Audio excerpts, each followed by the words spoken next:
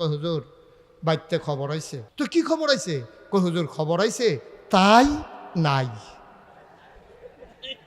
তাই ঘুমাইলাইছে রে সব পোলাফান রে। খবর আইছে তাই কোন তাই? কই ঘরের তাই। আমি কই অ্যাকাউন্ট কার নামে? কয় তার নামে।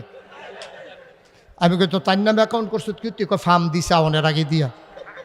আমার মনে আছে আমি প্রথম হজে গেছি 2000 সালে। কয় হাজার সালে? আপনি গেছেন কোন সালে? 10-এ। কই 2000 কই 10 বছর পরে হজকে এমনি ফান খাইতে আসছেন, কারবার ঠেকিতে বুঝলাম না কিছু। আর আমি 10 বছর আগে গেলাম, একটা ফান নাই। মার হাবা কয় না রে। 2000 সালে আমি হজে গেছি পরে, তখন আমার এত পরিস্থিতি ছিল না। 2000 সালে আমি যখন হজে যাই তখন এত মানুষ আমার চিনত না। আমার দাদা 98 সালে এন্তেকাল করেছে।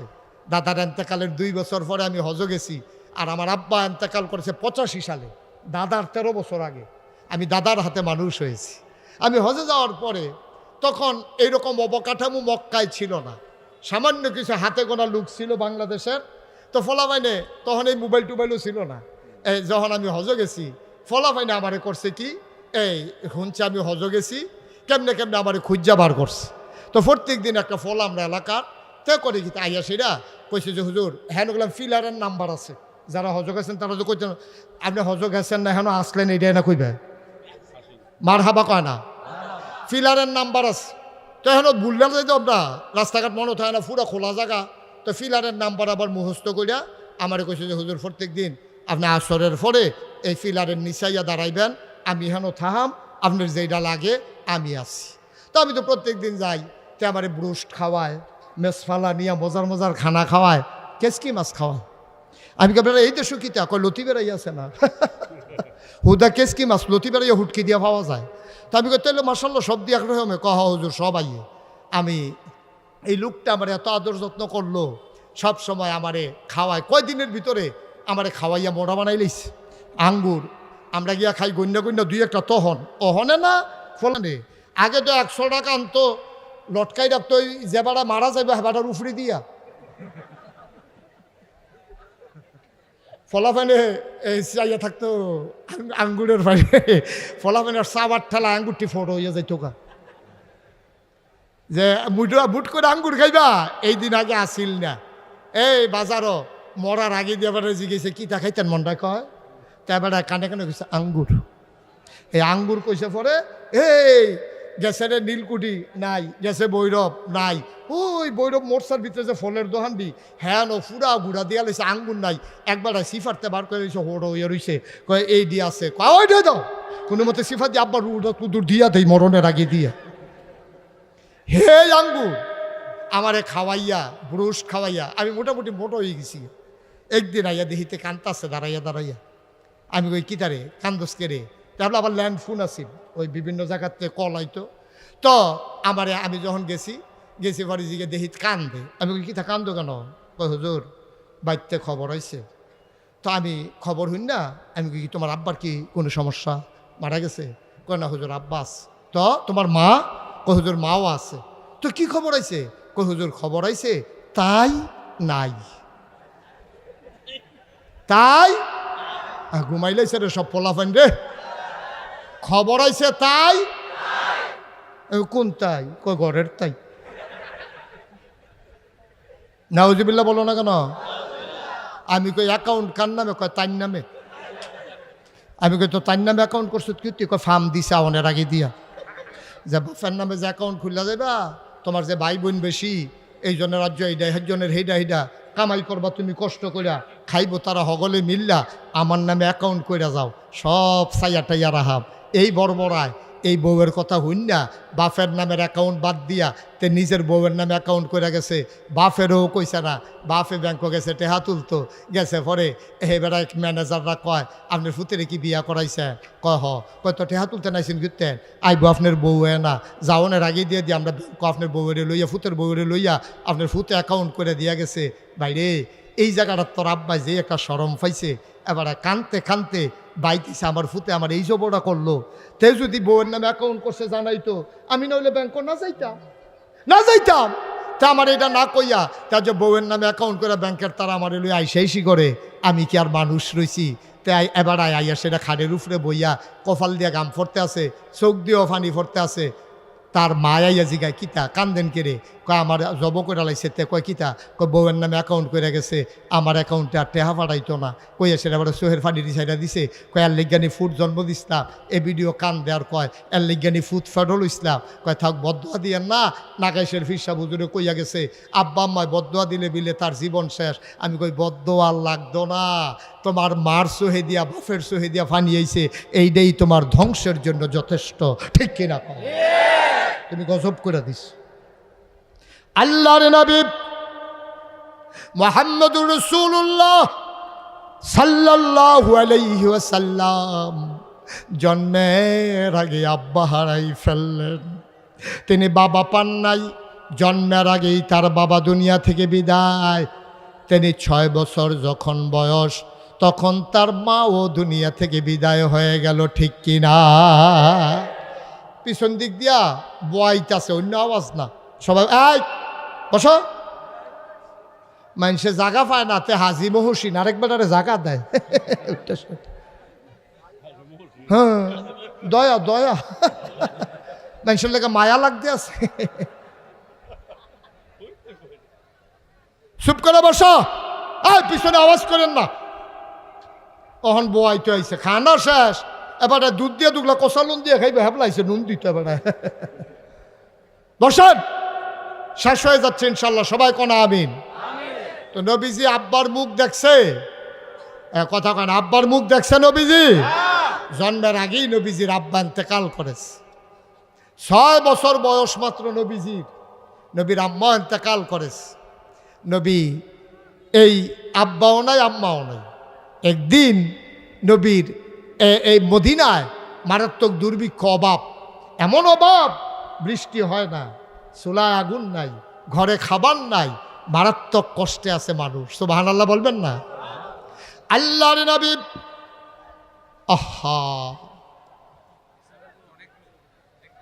ভাই, এখন আর বসাইয়া লাভ নাই, ক্ষতি করেন না মাহফিলের, আওয়াজ করেন না, যে যেমনে পারে শুনুক। সবাই কোনা আমিন, জোরে কোনা আমিন। জি, একটু একটু একটু খেয়াল করে শুনেন ভাই, আপনি জোর করে বসাই দিকে মাহফিলের ক্ষতি করতেছেন। সবাই কোনা আমিন। তো মক্কায় আর মদিনায় মারাত্মক দুর্ভিক্ষ, অভাব, ফসল মরে গেছে, খেজুর হয় নাই, উটগুলো মরে যাচ্ছে গরমে, বৃষ্টি হয় না, পানি নাই, চুলাগুলাতে আগুন জ্বলে না, বাচ্চাদের মায়ের বুকের দুধ শুকাই গেছে, বাচ্চারা পর্যন্ত মায়ের বুকে দুধ পায় না। পুরা মদিনায় হাহাকার পড়ে গেছে, দুর্ভিক্ষে মানুষ মারা যাচ্ছে। আল্লাহর নবী আবার ডেকে বললেন, সাহাবারা, তোমাদের মাঝে যাদের সম্পদ আছে, কিছু টাকা পয়সা আছে, যাদের সামর্থ্য আছে, সবাই ওট ভেড়া দম্বা নিয়ে আসো, আমি জব করে মানুষের মাঝে বিলিয়ে দেই। একটা ওট জবে করা হলো, গোশতের ভাগ বসানো হলো, লম্বা লাইন পড়ে গেল মানুষের।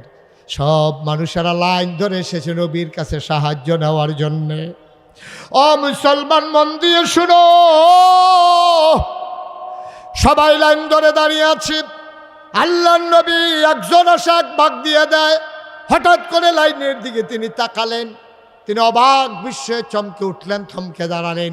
তিনি আস্তে করে বসা জায়গা থেকে উঠে সামনে গেলেন, গিয়া দেখে লাইনের ভিতরে একটা গুচ্চা বুড়া মহিলা লাঠিতে ভোট দিয়া দাঁড়িয়ে আছে বাঁকা হয়ে। আল্লাহ নবী অনেকক্ষণ তাকিয়ে রইলেন, চোখ দিয়া নবীর টপ টপ করে পানি পড়ে। নবী জড়াইয়া ধরলেন, কপালে চুমা খাইলেন, ধরে ধরে মজলিসের মাঝে এনে নবীর গায়ের চাদর মুবারক বিছাইয়া ওই মহিলাটাকে চাদরের উপরে বসতে দিলে। সাহাবারা একজন আর একজনের দিকে তাকায়, এই মহিলা কোন মহিলা? কে সেই মহিলা নবীর গায়ের চাদরে বসার ক্ষমতা রাখে? এই মহিলাটা কোন মহিলা? একজন আর একজনের দিকে তাকায়। নবীজি আবার চোখের পানি ছেড়ে দিয়ে সব সাহাবাদেরকে ডেকে বললেন, তোমরা নিশ্চয়ই জানতে চাও আমি কার জন্য গায়ের চাদর বিছাই দিলাম? সাহাবারা রে, জন্মের আগে আব্বা হারাই ফেলছি, জন্মের পরে 6 বছর বয়সে মা হারাই ফেলছি। যেই মহিলাটার জন্য গায়ের চাদর বিছাই দিলাম, এই মহিলাটা আর কেউ না, এই মহিলার বুকের দুধ টেনে টেনে আমি বড় হয়েছি। এই মহিলা আমার দুধমা হালিমাতুস সাদিয়া। ও মহেশপুরের মুসলমান, ও নীলকুঠির মুসলমান, ও বেগমাবাদের মুসলমান, মন দিয়ে শুনো রে ভাই, নবীর আব্বা নাই, নবীর আম্মা নাই, নবী দুধ মার জন্য আবার কি করলেন? তিনি বললেন, মা গোশত নেওয়ার জন্য কোনো ব্যাগ ট্যাগ আনছো নাকি?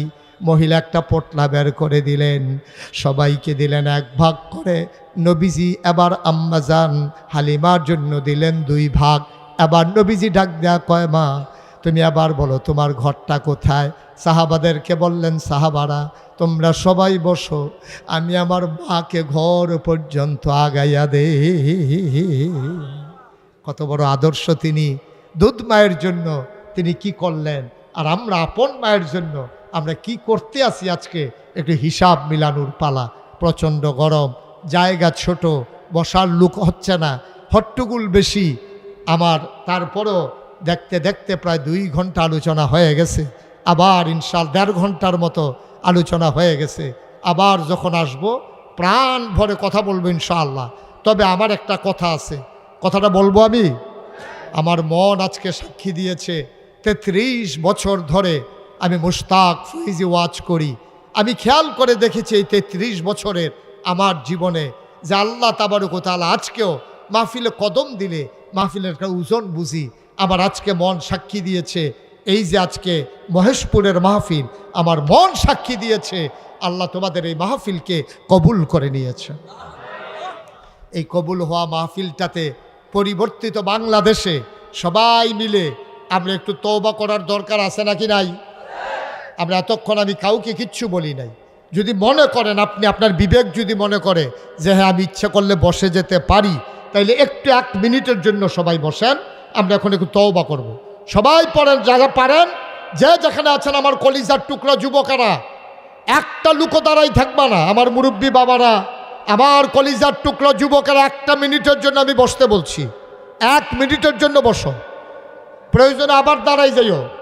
সবাই 1 মিনিটের জন্য আমি বসতে বলছি। আমি দোয়া করে দেব প্রাণ উজাড় করে। দোয়াটা না করে আমরা কেউ যাওয়া ঠিক হবে না। সবাই আমার সাথে পড়েন, আউযু বিল্লাহি মিনাশ শাইতানির রাজিম। সবাই একটু বসে পড়ুন, একটু বসে পড়ুন। তওবা করবো আমরা, আল্লাহর কাছে মাফ চাইবো। একটা পরিবেশ করতে মন চায় না? সবাই পড়েন, আউযু বিল্লাহি মিনাশ শাইতানির রাজিম, বিসমিল্লাহির রহমানির রহিম। আমরা এখন তওবা করব কার কাছে? কথা বলেন, কার কাছে? মাফ করে দেওয়ার ক্ষমতা কার? আল্লাহর দরবারে আমরা সরাসরি হাজিরা দিতেছি। এই হাজিরা দেওয়াটা খালি হাতে আমার কাছে মোটেও ভালো লাগে না। এই জায়গায় হাজী সাহেব অনেক কষ্ট করে একটা মাদ্রাসার সূচনা করেছে। ঘরটা উঠেছে, খুঁটি দিয়া, টিনের বেড়া দিয়া, টিনের পালা দিয়া, এই সিমেন্টের পালা দিয়া, টিনের বেড়া দিয়া, টিনের চাল দিয়া এখানে কোনো মতে একটা মাদ্রাসা তৈরি করা হয়েছে। হেফজখানা ইনশাল্লাহ তৈরি করা হবে। এখানকার ছেলেরা বাড়িতে গরম ভাত খাইয়া আইসা এখানে ইনশাআল্লাহ তারা হাফেজে কোরআন হবে। যেই হাফেজ সাহেব ইচ্ছে করলে 1 জন 10 জনকে সুপারিশ করে করে জান্নাতে নিয়ে যেতে পারবে। সুবহানাল্লাহ বলবেন না? দয়া করে হাঁটাহাঁটি করেন না। এখন আমরা সবাই মিলে তওবা করব। তওবার আগে আমার একটা আবদার, আপনারা এখানে যারা আছেন, আমি আবদার করতেছি সবাই মিলে, একটা লোক আমরা খালি যাব না। 1000, 500, 100, 200, 10, 20, 50 পারলে দেবেন, না পারলে নাই, কোনো জোরাজুরি নাই। দয়া করে কেউ উঠেন না, একটা লোক উঠেন না। আমার যুবকেরা আসতেছে, এই মাহফিলের কর্তৃপক্ষ, ভলান্টিয়ার যারা তারা আসবে, দয়া করে বিসমিল্লাহ বলে আপনার পকেটে আপনি হাত দেন। 1000 টাকা, 5000 টাকা, আপনি গরিব হবেন না। ছেলেরা ভিতরে ঢুকো, মাহফিল কমিটির যারা আছো তোমরা ভিতরে যাও। আর আমি একটা আবদার করি, এই প্যান্ডেলটার ভিতরে কেউ আছেন যে হুজুর সবাই মিলে 100, 200, 10, 20 দেবে, আমি ইনশাল্লাহ হুজুর আমার আব্বার নামে আমার আম্মার নামে হুজুর আমি 5,000 টাকা দিতে চাই, পারবেন একজন? পরে দিয়েন, আপনি সুবিধা মতো দিয়েন। মাশাল্লাহ, দাঁড়াও, কি নাম তোমার? হাবিবুর রহমান। এই গ্রামে বাড়ি? পাচানি। একানি কম, ছয়ানির তো একানি কম, এটা মনে রাখেন, ফাঁসানি। হ্যাঁ, পাচানি। আমার কলিজার টুকরা যুবক হাবিবুর রহমান, উনি দেবেন 5,000 টাকা। বলেন মারহাবা। ছেলেরা গেছে ভিতরে, আপনারা বিসমিল্লাহ বলে পকেটে হাত দেন। 5,000 টাকা আমার হাবিবুর রহমান দিয়েছে। এই প্যান্ডেলটার ভিতরে একটা লোক দরকার যে হুজুর আমি ইনশাআল্লাহ পরবর্তীতে 10,000 টাকা দিয়ে দেব। আছেন একজন? 10,000 টাকা দেওয়ার মতো